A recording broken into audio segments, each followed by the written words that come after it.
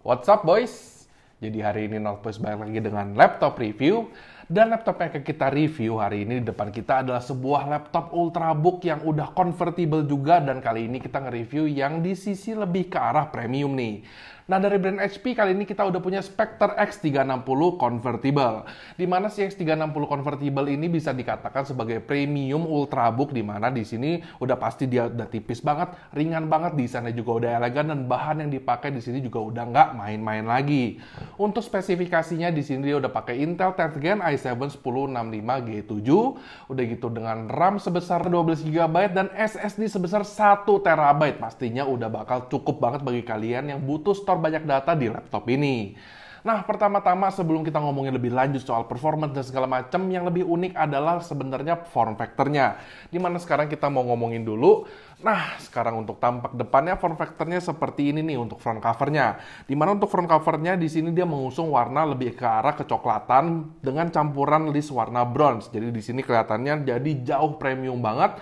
Masih dengan logo HP mereka yang khusus di lini Spectre dan juga Envy ya. Di sini ada 4 garis ini yang menurut gue bener-bener minimalis dan keren banget. Lanjutin terus HP pak, semuanya udah pakai logo ini aja. Udah gitu di sini juga depannya dia finishnya semacam matte seperti ini, dan matte-nya bener-bener kalau menurut gue di sini fingerprint resistant. Jadi kalau misalkan bagi kalian yang suka takut banyak fingerprint, di sini udah nggak perlu takutin lagi. Plus di samping-samping bezelnya di sini ada list warna bronze yang bikin laptop ini makin kelihatan premium dan juga futuristik. Udah gitu di sini bentuknya juga nggak bener-bener kotak, karena di sini di bawahnya dia ada semacam seginya begini, jadi kelihatannya lebih ergonomis lagi. Ini juga ada gunanya, nanti bakal kita bahas. Udah gitu sekarang kita lanjut masuk ke bagian dalam di sini. Nah, untuk tampilannya di sini semua masih mengusung warna yang sama, warna bronze kecoklatan di dalamnya ini dengan list warna bronze juga. Udah gitu finishnya juga finish matte, sama seperti depannya. Bener-bener laptop ini menurut gue udah kalau soal look gak bakal kecewa banget kalau beli laptop ini. Futuristik banget, beda banget sama kebanyakan laptop yang kita temuin zaman sekarang ini. Udah gitu untuk keyboardnya di sini penempatan keyboardnya udah edge to edge juga, jadi udah bener-bener dari samping ke samping sampai nggak ada body yang tersisa di sampingnya. Menurut gue bikin laptop ini kelihatan makin compact. Plus di sini untuk penempatan key-nya juga nggak ada masalah, dan mereka masih menempatkan key utility seperti page up, page down, delete, dan juga home. Dimana ini mungkin bisa berguna bagi para pekerja kantoran. Plus di sini untuk bodinya juga kalau misalnya kita lihat dia udah ada rubber fit karena si laptop ini udah convertible. Nanti kita bakal coba untuk convertin laptop ini menjadi tablet mode. Udah gitu untuk touchpad-nya di sini bisa kita lihat dia nggak terlalu tinggi, cuman memang udah lumayan lebar. Jadi untuk navigasi menurut gue di sini udah nggak ada masalah, cuma memang tingginya masih berasa kurang tinggi. Udah gitu klik kanan dan klik kirinya juga udah berasa cukup premium, dia udah tactile, nggak terlalu clicky juga, dan berasanya udah firm banget pastinya. Lalu di sisi kanan touchpad-nya udah ada fingerprint reader juga untuk extra security. Untuk speakernya di sini dia terletak di sisi kiri dan kanan side firing speaker, di mana menurut gua speakernya untuk sebuah laptop setipis ini udah bagus banget dan volumenya kenceng banget. Speakernya udah bener-bener jernih, dipakai buat konsumsi media seperti dengerin lagu ataupun nonton film udah puas banget. Cuman memang yang namanya laptop tipis ini bahasanya memang nggak terlalu berasa, cuman nggak jadi masalah karena di sini clarity-nya udah top pol banget. Kalau misalnya kalian dengerin lagu di sini per instrumennya bakal kelihatan kedengeran dengan sangat jelas sekali. Ya karena di sini speakernya juga udah verified dari Bang & Olufsen, pastinya udah nggak main-main lagi. Untuk displaynya dia menggunakan display Full HD IPS panel yang udah 100% sRGB, udah touchscreen juga karena laptop ini udah convertible, besarnya di 13 inch. Dimana displaynya ini juga udah terang banget, mereka maximum brightness-nya kalau kita coba di sini nih, udah terang banget di layar kalian. Di sini bisa sampai 400 nits. Jadi pastinya kalau misalkan kalian butuh display yang terang-terang, ini displaynya bisa terang banget. Udah gitu bisa kita lihat dari desainnya juga di sini bezel udah tipis banget, bener-bener literally bisa kita bilang dia udah frameless, cuman masih belum bezel karena dia touchscreen. Cuman ini juga udah tipisnya pol, jadi bener-bener kiri dan atasnya, bawahnya juga udah tipis banget. Di atasnya masih ada webcam yang di dalam ini, dimana webcamnya juga udah ada IR scanner, jadi bisa Windows Hello, jadi lebih secure lagi. Udah gitu sekarang buat build quality-nya di sini, karena kita ngomongin laptop convertible, kita harus lebih ekstra teliti lagi. Untuk bagian bodinya di sini bener-bener udah nggak ada lah yang namanya titik kopong.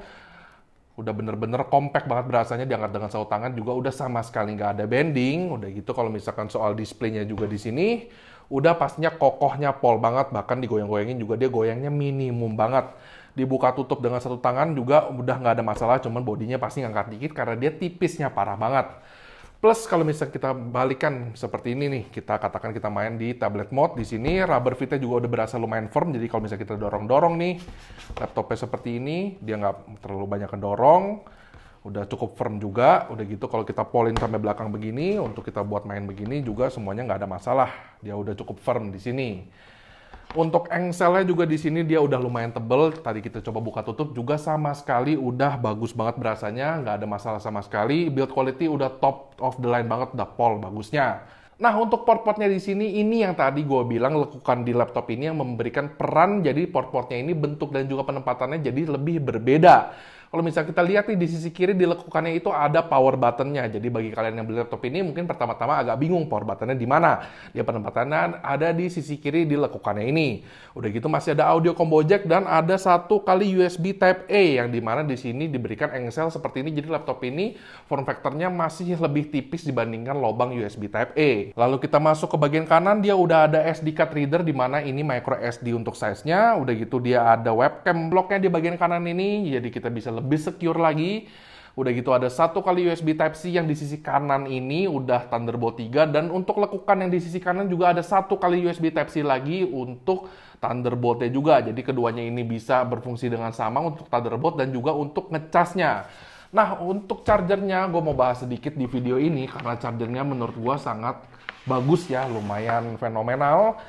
Karena di sini kita bisa lihat dia charging brick-nya udah kecil banget dan dia memberikan kabel yang udah braided. Jadi di sini pastinya extra security lagi, kabel kalian nggak gampang putus pas kalian ngecas. Dan ini kabelnya pastinya udah USB-C. Jadi di sini untuk power delivery-nya juga udah bagus dan aman banget. Kalian bawa charger ini kemana-mana udah mantep banget karena di sini beratnya bener-bener ringan banget untuk sebuah charger laptop. Nah, sekarang untuk performance-nya kita bakal lihat gimana untuk 1065G7 dari Intel ini yang udah menggunakan Iris Plus performanya seperti apa. Yuk kita lihat sama-sama. Untuk aplikasi pertama di sini kita pakai Cinebench R15 dan untuk CPU-nya kita dapat di 776 CB. Lalu lanjut ke Cinebench R20 kita dapat di 1401 CB. Lalu untuk aplikasi selanjutnya kita menggunakan 3D Mark dan untuk tes DirectX 11-nya kita menggunakan Skydiver dan skornya ada di 9673. Lalu untuk tes DirectX 12-nya kita menggunakan Nitrate dan di sini skornya ada di 8706. Lalu untuk tes ketiga kita menggunakan Wildlife dan skornya di sini 5801. Lalu untuk SSD yang dipakai di sini yang sebesar 1 TB tadi, kita ngetesnya pakai Crystal Disk Mark 7 buat tahu kecepatannya berapa. Dan di Sequential 1 read-nya ada di 3500 MB per second dan write-nya di 3025 MB per second. Dimana ini udah cepet banget, parah pol. Nah, untuk gaming testnya, tadi kita sempat ngetes ada 2 game di laptop ini, nggak terlalu banyak. Game pertama itu Genshin Impact, di settingan semuanya lowest dan FPS-nya ada di 40 FPS. Dan untuk Dota 2, untuk competitive setting juga ada di 80 FPS. Jadi kalau misalnya kita bisa bilang, di sini untuk gaming performance-nya bisa dikatakan kurang bagus. Bahkan kalau kita bandingkan dengan AMD Ryzen 5 yang seri 4500 saja, itu masih lebih bagus dibandingkan si i7 yang ada di laptop ini. Nah boys, jadi tadi kita udah lihat dari segi performanya, memang laptop seperti ini kalau misalkan kita ngomongin soal performa, bukanlah yang paling baik kalau misalkan kita bilang laptop ini kita mau nyari value to performance. Cuman memang laptop ini bisa kita bilang untuk sebuah ultrabook convertible ini bisa menjadi laptop untuk contender paling bagus tahun ini kalau misalnya kita bilang. Satu dari segi desainnya udah mantap banget, udah premium looking banget, udah gitu dari quality of life yang ditawarkan di laptop ini seperti speakernya yang udah bagus banget dan kenceng, displaynya yang udah terang banget dan juga colorful sekali, udah gitu bodinya yang udah mantep banget juga, bikin laptop ini yang memang bener-bener pilihan yang cocok banget bagi para profesional yang memang cari laptop yang bisa dibuat convertible juga dan pengen dibawa kemana-mana karena satu, bodinya udah tipis banget dan ringan, dua, chargernya juga udah kecil banget dan juga sangat safety sekali. Jadi bener-bener lebih cocok kalau misalkan kalian yang benar-benar pengen nyari laptop ya buat kerja dan memang profesional sekali.